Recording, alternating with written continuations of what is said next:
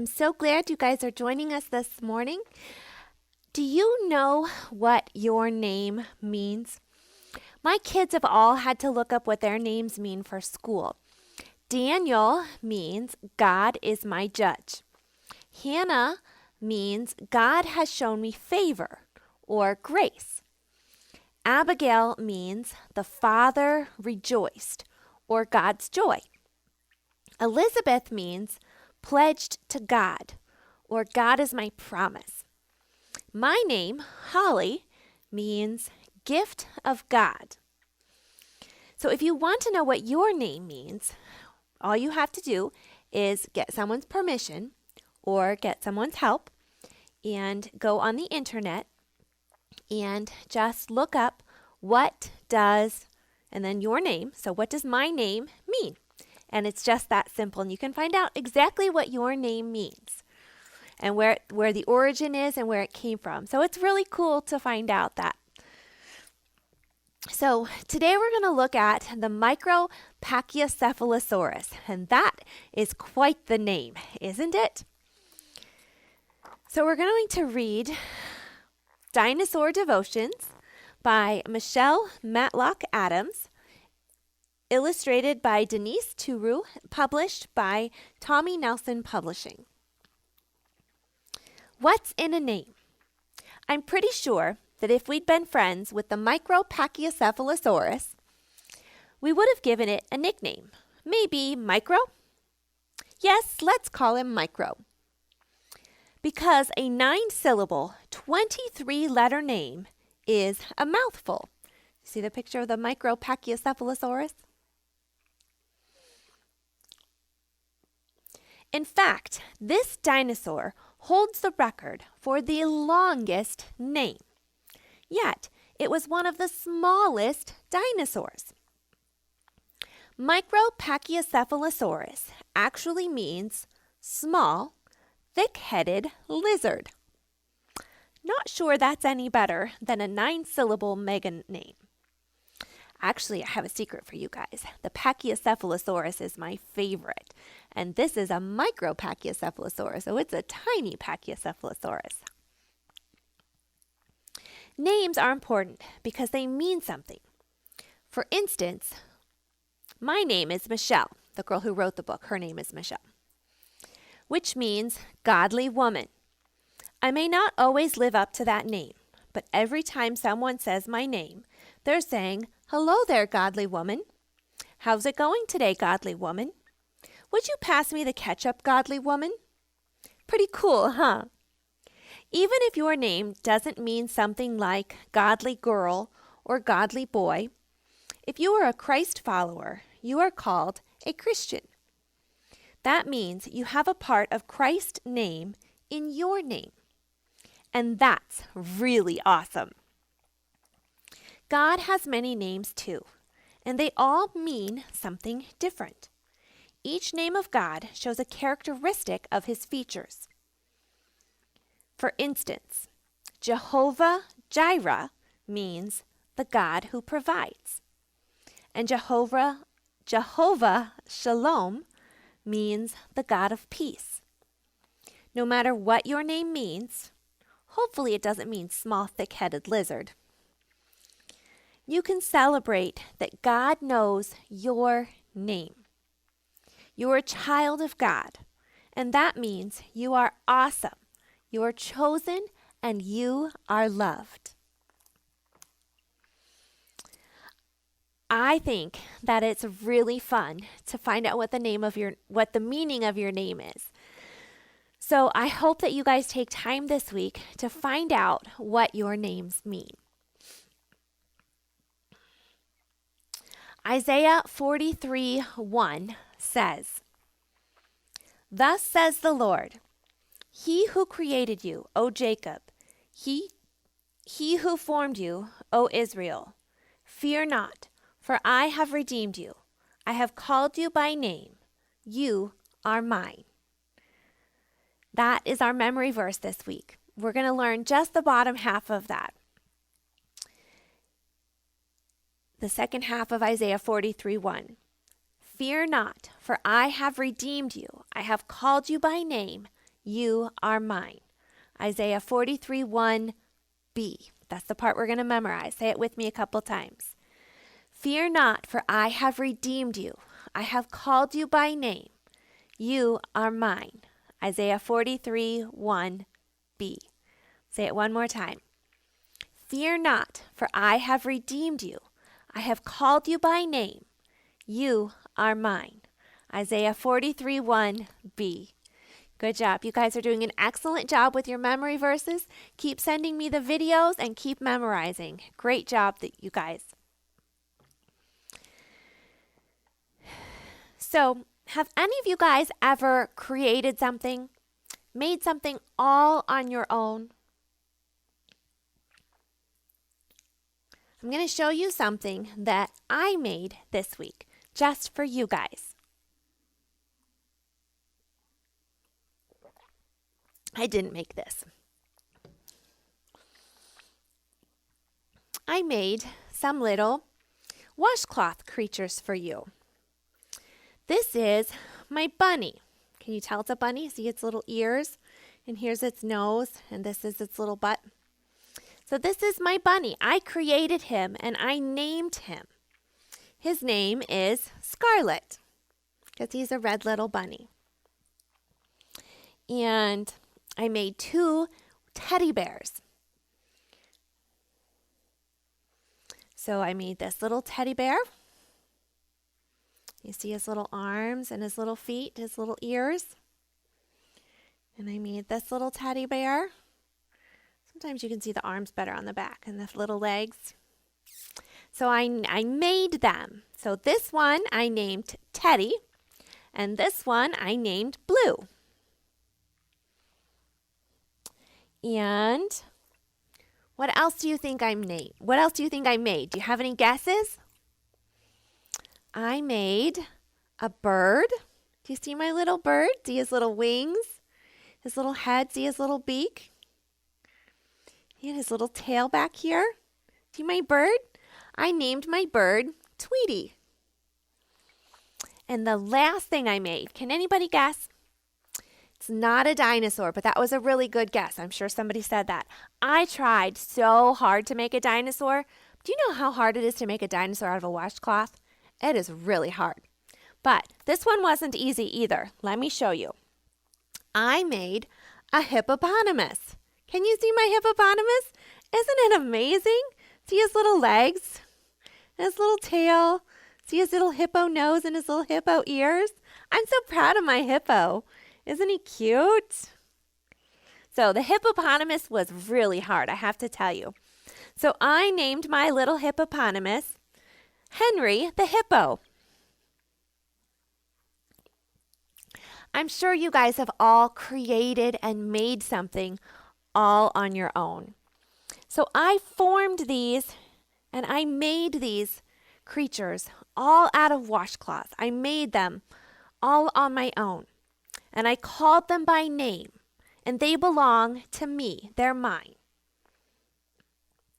Just like God did for each and every single one of us. He formed us. He created us. He called us by name. And we belong to God. We belong to Him. Just like it says in Isaiah 43:1. That's the memory verse we're learning, right? He created us. He formed us. He knows us by name. Now, I want you to get permission. But what we're going to do is we're going to learn how to make a couple of these little guys, okay? So go get permission. Go grab a handful of washcloths. And the other thing that you need is either some hair ties or some rubber bands, okay? So it can be either big ones or I used a bunch of little teeny tiny ones. And they work, the little ones work better. But you can use either size. Okay? So you can pause me and go get your supplies and then turn me back on, or you can just watch for now and then do it a little bit later. Now, what I was thinking is we always we always put washcloths, in our Christmas shoe boxes. And how boring is it to open up a washcloth and just get it out versus how fun would it be to open up a washcloth and get it out like this? So I thought while we're all sitting at home, we could get out our washcloths that we have for our shoe boxes, and we could make some fun little creatures, some fun little animals to put in our shoe boxes. So that's up to you guys. Make sure you have permission from Mom and Dad. Don't give away Mom's good washcloths. These are my old camper washcloths. That's why some of my little bunny has some stringy ears. But these are my old ones from the camper, so I wanted to show you guys what to do. So we're going to start first with the bunny. Now the bunny is super simple, okay? So the first thing you're going to do is take your washcloth and you're going to fold it into a triangle, okay? So you're going to fold it into a triangle, all right? And then from there, you're going to roll it. So you're going to roll it down, okay? So you have a long tube, okay? I'm going to roll mine a little bit tighter because I rolled it in the air. And it came half unfolded. Okay, so we have this long tube for our bunny. Okay, now all we're going to do, see how it's just kind of all folded up? All we're going to do is we're going to fold once, and then we're going to fold twice, and that's it. Okay, then we're going to take either our rubber band or our hair tie, and we're going to put it around so that it holds it nice and tight, and then you can separate your bunny ears, and there you go. You have a cute little bunny. Now, depending on how big your washcloths are, your bunny's going to be a different size than mine. Mine is, these are old little washcloths that we use in our camper, so my bunny isn't very big. But if you have the big fluffies, yours will be a nice big bunny. Okay. Now the next one I want to show you is the teddy bear.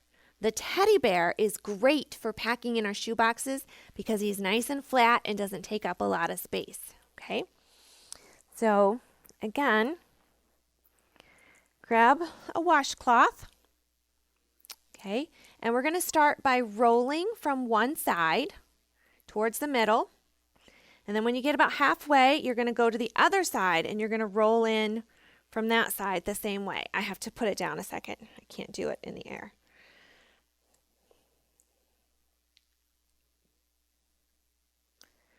So you're going to roll in from both sides, okay?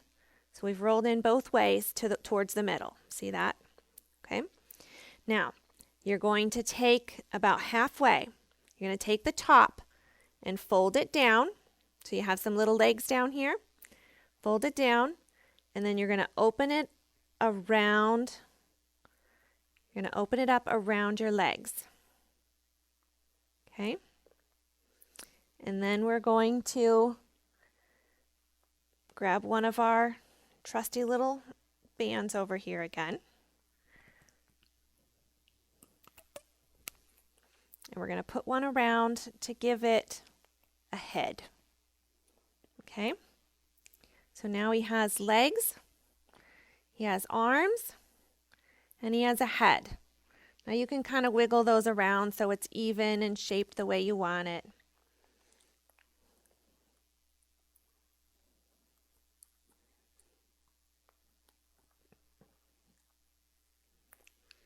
It's hard to do in the air. It's much easier when you're on a flat surface.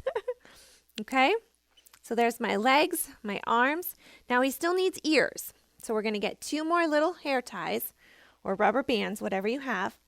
And up here at the top, right up above our arms, we're just going to pinch a couple little ears. There's one.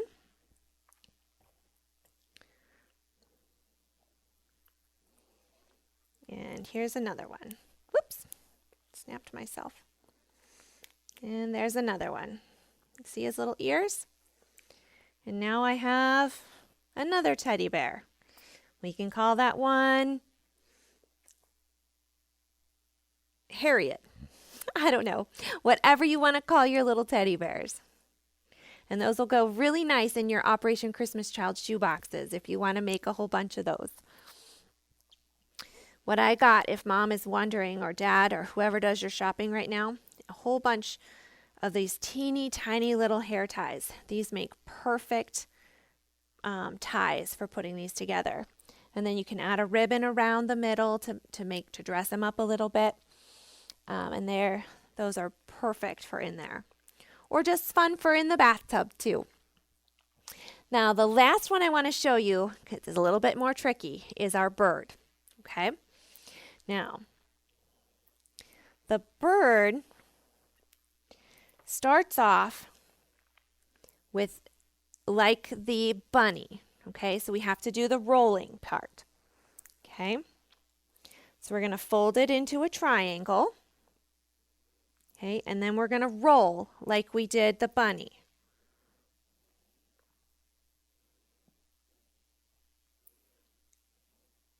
Remember, we rolled it. Okay, only this time we're going to leave a little bit of beak out. Okay, and fold it down so his beak sticks out. Okay, and then we're going to fold it back up on this side, and we're going to fold it back up on this side. Okay, so he has his head, his beak, and his two wings. Okay, and then you just hold that, and we're going to put a rubber band around it. Okay, there's your little bird. Now, his back wing part that goes around him, okay, the part that goes around his body to give him his back wings is easier. That's the easy part, okay? We're going to use a different color because that's all I have left. Okay, you're going to accordion fold it. So you're going to fold it one way and then back the other. Okay, so you're going to go back and forth. Back and forth.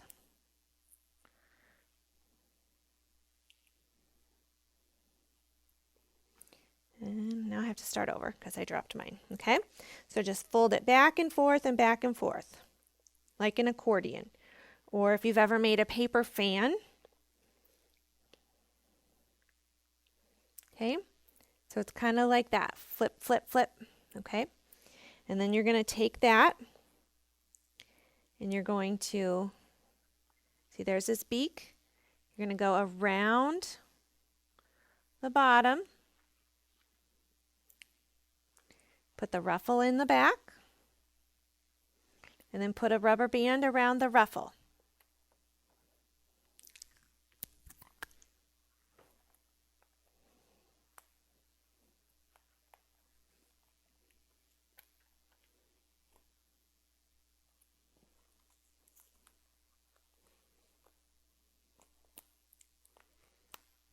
There we go.